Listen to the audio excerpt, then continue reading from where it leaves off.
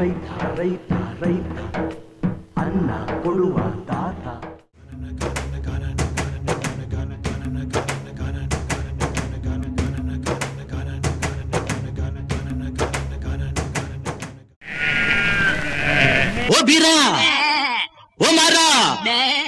ನನ್ನ ಹೆಸರು ಮುದುಕೃಷ್ಣ ಅಂತ, ಚಲಮೇನಹಳ್ಳಿ, ಚಿಕ್ಕಬಳ್ಳಾಪುರ ತಾಲೂಕು, ಡಿಸ್ಟಿಕ್ಕು.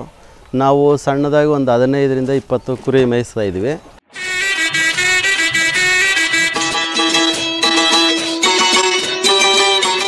ಸಣ್ಣ ಬಜೆಟ್ನಲ್ಲಿ ಕಡಿಮೆ ಖರ್ಚಿನಲ್ಲಿ ನಾವು ಸ್ವಂತ ರೇಷ್ಮೆ ಮೇಯಿಸ್ತಾ ಇದ್ದಿದ್ದು ಸ್ಟ್ಯಾಂಡ್ನಲ್ಲೇ ನಾವು ಸಿಂಪಲ್ಲಾಗಿ ನಾವು ಮಾಡ್ಕೊಂಡಿದ್ದೀವಿ. ಬೇರೆ ಯಾರನ್ನೂ ಲೇಬರ್ಸ್ ಹಿಡ್ದಿರ ಕಾಸ್ಟು ಬೇರೆ ನಾವು ತುಂಬ ಖರ್ಚು ಮಾಡಿದಿರ ನಮ್ಮದು ಈ ಪ್ಲೀಸ್ ಮರ ಇದ್ದಿದ್ದು ಅದನ್ನು ಕೊಯ್ಕೊಂಡು ಅದರಲ್ಲೇ ಮಾಡಿಸ್ಕೊಂಡಿದ್ದು. ಭಾರಿ ಸಿಂಪಲ್ಲಾಗಿ ಮಾಡ್ಕೊಂಡಿದ್ದೀವಿ. ಒಂದು 10ರಿಂದ 12 ಸಾವಿರ ಖರ್ಚು ಬಿದ್ದಿರ್ತೈತೆ, ಅಷ್ಟೇ ಬಿದ್ದಿರೋದು. ಬಟ್ ನಾಟಿ ಸ್ಟೈಲ್ನಲ್ಲಿ ನಾವು ಮಾಡ್ಕೊಂಡಿರೋದು. ಬಟ್ ಒಂದು 20 ಕುರಿ ಐತೆ ನಂದು. 20 ಕುರಿ ಅಂದರೆ ಬೇಕಾದಾಗ 1-2 ಮಾರ್ಕೋಬೋದು, ನಮಗೆ ಬೇಕಾದಾಗ ಯೂಸ್ ಮಾಡ್ಕೊಂಡು ಮಾಡ್ಕೊತ ಇದ್ದೀವಿ. ಬಟ್ ಏನಂತಂದರೆ ಎಲ್ಲ ಸಣ್ಣ ರೈತರು ಪ್ರತಿಯೊಬ್ಬರೂ ಈ ಥರ ಮಾಡ್ಕೊಂಡ್ರೆ ತುಂಬ ಸಹಾಯ ಆಗ್ತೈತೆ. ಸಣ್ಣದಲ್ಲಿ ಮನೆ ಮಟ್ಟಕ್ಕೆ ಅಂತ ಮಾಡ್ಕೊಂಡ್ರೂ ಅವ್ರ ಖರ್ಚು ಅವ್ರಿಗೆ ಸಂಪಾದನೆ ಆಗ್ತೈತೆ. ಬಟ್ ಆ ರೀತಿ ಮಾಡ್ಕೊಂಡು ನಾವು ಸಮಗ್ರರಾಗಬೇಕು ಅನ್ನೋದು ನಮ್ಮ ಒಂದು ಜನಗಳು ಎಲ್ಲ ಪ್ರತಿಯೊಬ್ಬರೂ ಸಮಗ್ರರಾಗಬೇಕು.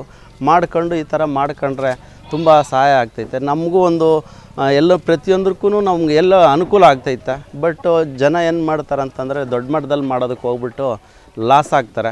ಸಿಂಪಲ್ಲಾಗಿ ಮಾಡ್ಕೊಂಡ್ರೆ ತುಂಬ ಅನುಕೂಲ ಆಗ್ತೈತೆ.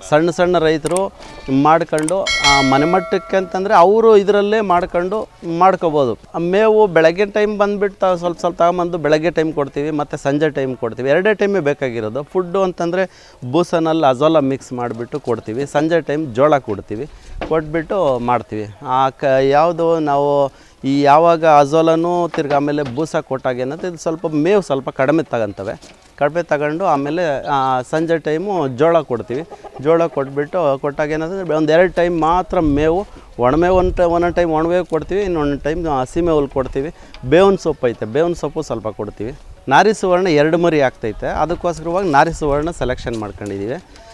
2 ಮರಿ ಹಾಕಿದ್ರೆ ನಮಗೆ ಏನಾಗ್ತೈತೆ ಅಂದರೆ ಬೆಳವಣಿಗೆ ಬೇಗ ಆಗ್ತೈತೆ. ಅದರಿಂದ ನಾರಿ ಸುವರ್ಣ ಮಾಡ್ಕೊಂಡಿದ್ದೀವಿ.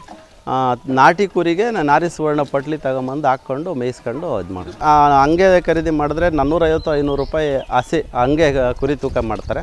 ಇಲ್ಲ ಒಟ್ಟು ಮಾರ್ಕೆಟ್ನಲ್ಲಾದರೂ ಮಾಡ್ತೀವಿ. ಏನು ಒಂದು ಕುರಿ ಈ ರೇಟು ಅಂತ ಹೇಳ್ಬಿಟ್ಟು ಇಲ್ಲೇ ನಾವು ಮಾರಾಟ ಮಾಡ್ತೀವಿ. ಇಲ್ಲ ಅಂತಂದರೆ KG ಲೆಕ್ಕದಾಗಾದರೂ ಮಾರ್ಬೋದು. ಇಲ್ಲ ನಮ್ಮವ್ರು ಯಾರಾದ್ರೂ ಕೊಯ್ಯೋರಿದ್ದರೆ ಅವ್ರ ಹತ್ರ ಆದ್ರೂ ನಾವು 720 ರೂಪಾಯಿ 750 ರೂಪಾಯಿವರೆಗೂ ಇಲ್ಲೇ ನಾವು ವ್ಯವಸ್ಥೆ ಮಾಡಿಬಿಟ್ಟು ಮಾಡ್ತಾಯಿದ್ವಿ.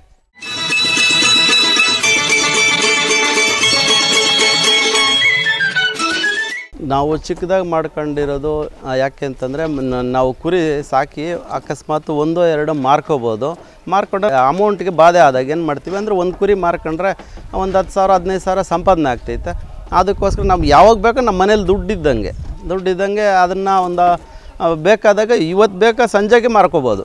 ತಿಪ್ಪೆನಲ್ಲಿ ಗೊಬ್ಬರ ಆಗ್ತೈತೆ. ಗಂಜಲ ಶೇಖರಣೆ ಮಾಡ್ಕೊಂಡು ತೋಟಕ್ಕೆ ಡೈಲಿ ಅದನ್ನು ಇದು ಮಾಡ್ಕೊಂಡು ತೋಟಕ್ಕೆ ಬಿಟ್ಟರೆ ಅದರಲ್ಲೂ ತುಂಬ ಬೆನಿಫಿಟ್ ಐತೆ. ಗಂಜಲನ್ನು ಶೇಖರಣೆ ಮಾಡ್ಕೊಂಡ್ಬಿಟ್ಟು ಅದರಲ್ಲಿ ಫಿಲ್ಟ್ರ್ ಮಾಡ್ಕೊಂಡು ತೋಟಕ್ಕೆ ಬಿಟ್ಟರೆ ತೋಟಕ್ಕೆ ಎನರ್ಜಿ ಚೆನ್ನಾಗಿರ್ತೈತೆ. ತಿರ್ಗಿ ಮತ್ತೆ ತಿಪ್ಪೆಗೆ ಗೊಬ್ಬರ ಆಗ್ತೈತೆ. ಅಂದರೆ ಬೇರೆ ಗೊಬ್ಬರಕ್ಕಿಂತ ಕುರಿ ಗೊಬ್ಬರದ್ದು ನಮಗೆ ಬೆಳೆಗೆ ಸೂಪರಾಗಿರ್ತೈತೆ. ಬಟ್ ಏನಂತಂದರೆ ಇಷ್ಟು ಅನುಕೂಲ ಆಗುತ್ತೆ. ಈ ಕುರಿ ತೊಳೆದಿದ್ದ ನೀರು ಕೂಡ ಅದನ್ನು ಶೇಖರಣೆ ಮಾಡಿಕೊಂಡು ಅದನ್ನು ಫಿಲ್ಟ್ರ್ ಮಾಡಿ ತೋಟಕ್ಕೆ ಬಿಟ್ರೂ ಅದರಲ್ಲೂ ವ್ಯವಸ್ಥೆ ಇದೆ.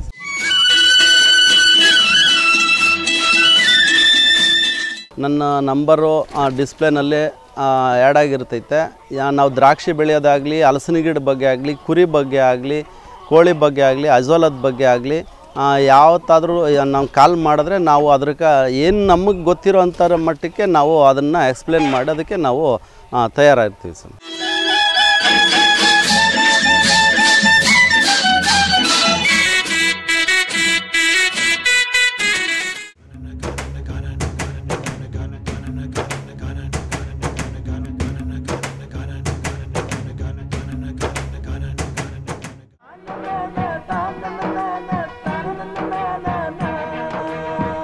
ರೈತ ರೈತ ರೈತ ಅನ್ನ ಕೊಡುವ ದಾತ. TV12 ಕನ್ನಡ, ಇದು ಕನ್ನಡಿಗರ ಧ್ವನಿ.